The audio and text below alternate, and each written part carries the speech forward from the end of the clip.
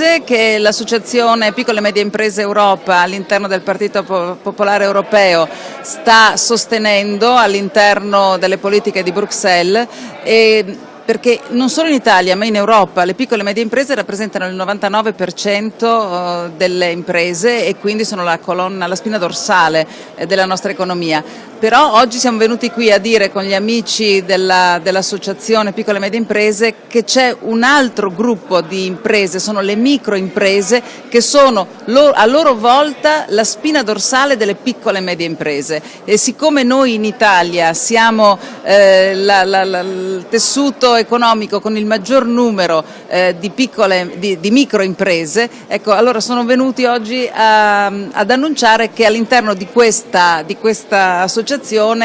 mettono me a capo di questo gruppo di lavoro che dovrà portare all'interno delle istituzioni europee quelle che sono le esigenze delle microimprese, che sono un mondo, ripeto, a parte rispetto alle piccole e medie.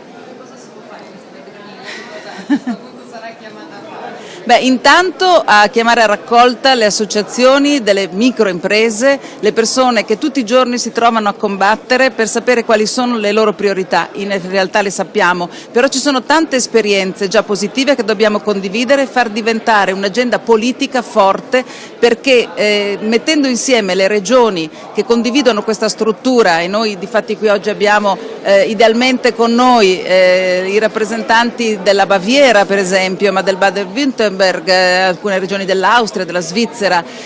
noi daremo forza a questa parte dell'economia che è in grandissima sofferenza. Abbiamo già messo in piedi anche dei progetti piloti, il primo riguarda una capacità di vendere all'estero utilizzando ovviamente una piattaforma internet, perché noi sappiamo che oggi moltissime aziende stanno sopravvivendo, attraversando faticosamente questa crisi economica che le sta provando fino allo sfinimento grazie all'export. Ovviamente le microimprese hanno grandissima difficoltà, per loro è quasi un'impresa impossibile, ma oggi con le tecnologie che sono a disposizione invece credo che anche questa sarà una battaglia che potremo vincere a favore proprio anche delle microimprese.